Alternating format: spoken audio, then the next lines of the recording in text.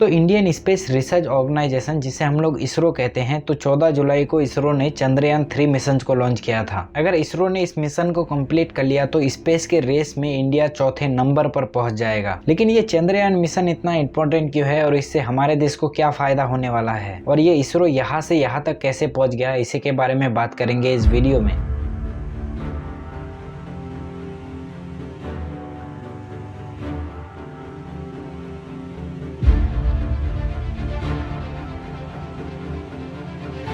Ten, nine, eight, seven, 6, 5, 4, 3, 2, 1.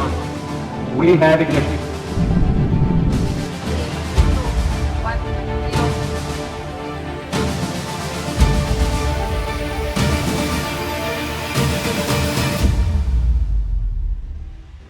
अब देखो, एक देश को आगे बढ़ाने के लिए एक स्पेस एजेंसी का बहुत बड़ा इंपॉर्टेंट रोल होता है, क्योंकि ये स्पेस एजेंसियां सैटेलाइट को लॉन्च कर सकता है स्पेस में। और एक सैटेलाइट कितना ज्यादा इंपॉर्टेंट होता है, हम सैटेलाइट की मदद से किसी भी देश के ऊपर नजर रख सकते हैं, और जीपीएस तो सैटेलाइट के बिना काम ही नहीं करेगा। और भी है, जैसे कि टीवी ब्रॉडकास्टिंग और मौसम के बारे में भी पता किया जा सकता है कि कहाँ पर तूफान आने वाला है। और भी बहुत सारी चीजें हैं, एक बार आप गूगल में जरूर चेक कर लेना। अगर किसी भी देश के पास ये सब चीज नहीं होगा तो उन्हें दूसरे देशों के ऊपर डिपेंड रहना पड़ेगा, और इसरो इंडिया के लिए यही काम कर रहा है। तो इसरो का शुरुआत होने से पहले आज का जो रसिया है, जिसे पहले सोवियत यूनियन कहा जाता था, तो उस समय अमेरिका और सोवियत यूनियन के बीच रेस शुरू हो गया था। मैं इस रेस की बात नहीं कर रहा हूँ, लिटरली दोनों कंपटीशन कर रहे थे कि सबसे पहले कौन स्पेस में जा सकता है। लेकिन सोवियत यूनियन इस रेस में आगे बढ़ जाता है। अक्टूबर 1957 में सोवियत यूनियन अपना पहला सैटेलाइट लॉन्च करता है स्पेस में, और इस सैटेलाइट का नाम रखा गया था स्पुतनिक। लेकिन एक महीने बाद ही सोवियत यूनियन स्पुतनिक 2 को भी लॉन्च कर देता है, लेकिन इस बार सैटेलाइट के अंदर एक कुत्ते को भी भेजा गया था स्पेस में। अब इसमें अमेरिका कैसे पीछे रह सकता था। फाइनली अमेरिका ने भी जनवरी 1958 में पहला सैटेलाइट लॉन्च करता है स्पेस में, और इस सैटेलाइट का नाम रखा गया था एक्सप्लोरर 1। इन सब चीजों को देखकर विक्रम साराभाई, जिसे फाउंडर ऑफ इसरो कहा जाता है, विक्रम साराभाई पंडित जवाहरलाल नेहरू को कन्विंस करता है, और कुछ इस तरह शुरुआत होता है इसरो का। लेकिन इसरो का नाम पहले इसको पार रखा गया था, बाद में इसे चेंज करके इसरो कर दिया गया। इसरो बनने के बाद ठीक एक साल बाद 1963 में भारत ने अपना पहला रॉकेट लॉन्च किया था स्पेस में। इस रॉकेट का काम था सिर्फ वायुमंडल में जांच करना, क्योंकि ये एक साउंडरिंग रॉकेट था। लेकिन इस रॉकेट को लॉन्च किया गया था केरला में एक थुम्बा गांव है, वहाँ के एक चर्च से, क्योंकि उस समय साइंटिस्टों के पास उतना इक्विपमेंट मौजूद ही नहीं होता था। इसीलिए साइंटिस्टों को बहुत ज्यादा जुगाड़ करना पड़ता था। इसीलिए आपको कई सारे फोटोज देखने को मिलेगा जहाँ पर एक रॉकेट को साइकिल पर ले जाया जा रहा है, या फिर एक सैटेलाइट को एक बैलगाड़ी पर। लेकिन 1975 में इसरो ने खुद का एक सैटेलाइट बनाया, आर्यभट्ट। लेकिन इस सैटेलाइट को लॉन्च करने के लिए रसिया के स्पेस एजेंसी कोस्मोस का मदद लिया जाता है, क्योंकि उस समय इसरो के पास रॉकेट को लॉन्च करने के लिए लॉन्च पैड था ही नहीं जिससे कि रॉकेट को लॉन्च किया जा सके। लेकिन फाइनली 1980 आते आते इसरो खुद का एक लॉन्च पैड बना भी लेता है। लेकिन इसके बाद कभी भी इसरो ने पीछे मुड़कर नहीं देखा, और एक के ऊपर एक कई सारे मिशन को कंप्लीट भी किया। लेकिन 2008 में इसरो चंद्रयान मिशन को लॉन्च करता है। मकसद था चंद्रमा के ऊपर रिसर्च करना, क्योंकि चांद हमेशा सिर्फ हमें एक साइड से दिखाई देता है और दूसरे साइड में हमेशा अंधेरा होता है, और जो हिस्सा हमें दिखाई नहीं देता है उसे फार साइड ऑफ द मून कहा जाता है। और इस मिशन के कंप्लीट होने के बाद दुनिया को पता चलता है कि चांद में भी पानी मौजूद है, उस हिस्से में जहाँ पर कभी भी सूरज का रोशनी नहीं पड़ता है, इसीलिए उस जगह का सारा पानी बर्फ में जमा हुआ है। और इस मिशन में इसरो ने खर्चा किया था 386 करोड़ रुपीस। फिर 5 नवंबर 2013 को इसरो मिशन मंगल लॉन्च करता है, और पहली बार में ही इसरो का सैटेलाइट मंगल के ऑर्बिट में एंटर हो जाता है। लेकिन नासा ने भी एक मार्स के ऊपर मिशन लॉन्च किया था, जिसको खर्चा पड़ा था 1000 करोड़ से भी ज्यादा। यही नहीं, और भी बहुत सारे मिशन है जो इसरो ने बहुत कम पैसे में ही कंप्लीट कर दिया है। वही अगर हम लोग कंपैरिजन करें नासा का, तो उससे 10 गुना ज्यादा होता है। यानी आप सोच सकते हैं नासा और इसरो का मिशन तो सेम होता है, लेकिन बजट बहुत ही ज्यादा डिफरेंट होता है। लेकिन उसके बाद 2019 22 जुलाई को इसरो चंद्रयान मिशन 2 को लॉन्च करता है, और इस मिशन में चांद में एक ऑर्बिटर, लैंडर और रोवर को भेजा गया था। लेकिन 6 सितंबर 2019 को उतरने के टाइम में लैंडर में कुछ सॉफ्टवेयर ग्लिच हो जाता है, जिसकी वजह से लास्ट मोमेंट में आकर ये मिशन फेल हो जाता है। और 14 जुलाई 2023 को इसरो ने फिर एक बार चंद्रयान 3 मिशन को लॉन्च किया है, और इसरो ने इस मिशन के लिए सिर्फ 650 करोड़ रुपया खर्च किया है। यानी चंद्रयान 2 से भी कम पैसा खर्चा हुआ है चंद्रयान 3 में। और मुझे कहते हुए हंसी आ रहा है कि आदि पुरुष मूवी का बजट तो 600 करोड़ रुपया था, उतना पैसा खर्चा करने के बाद भी हमें ये देखने को मिला मिला। छोड़ो, उसके ऊपर बात नहीं करेंगे, ऑलरेडी बहुत ज्यादा मजाक उड़ाया जा चुका है आदिपुरुष मूवी का। अब चंद्रयान मिशन 2 में ऑर्बिटर, लैंडर और रोवर को भेजा गया था, इसलिए उसका खर्चा ज्यादा आया था। लेकिन चंद्रयान मिशन 3 में सिर्फ लैंडर और रोवर को ही भेजा गया है, इसीलिए इसका कम खर्चा आया है। ऑलरेडी सैटेलाइट ने दूर से कुछ मून के फोटोज भी भेजना शुरू कर दिया है। अगर सब कुछ ठीक रहा तो 23 अगस्त 2023 को चांद के दक्षिणी ध्रुव में लैंडिंग करने का उम्मीद है। और अगर इंडिया चांद पर सॉफ्ट लैंडिंग कर लेता है तो इंडिया चौथे नंबर पर आ जाएगा जो चांद पर सॉफ्ट लैंडिंग कर सकता है। और इसरो के कारनामे यही तक सीमित नहीं है। फरवरी 2017 में इसरो ने एक साथ 104 सैटेलाइट को लॉन्च करके इतिहास रच दिया था। जो लोग कुछ साल पहले हमारे देश का मजाक उड़ा रहे थे कि इंडिया कभी मंगल तक पहुंच ही नहीं पाएगा, कि इंडिया तो एक गरीब देश है, लेकिन वही अंग्रेज आकर आज इसरो से अपना सैटेलाइट लॉन्च करवाता है। क्योंकि इसरो बहुत ज्यादा कम पैसे में ही सैटेलाइट को लॉन्च कर देता है। अगर हम लोग कंपेयर करें दूसरे स्पेस एजेंसियों से तो उनका खर्चा बहुत ज्यादा होता है। तो इस वीडियो में इतना ही। अगर आपको ये वीडियो पसंद आता है तो इस वीडियो को अपने दोस्तों के साथ जरूर शेयर कीजिएगा। और इस तरह के वीडियो देखने के लिए आप हमारे चैनल को सब्सक्राइब भी कर सकते हैं। तो मैं मिलता हूँ किसी अगले वीडियो पर।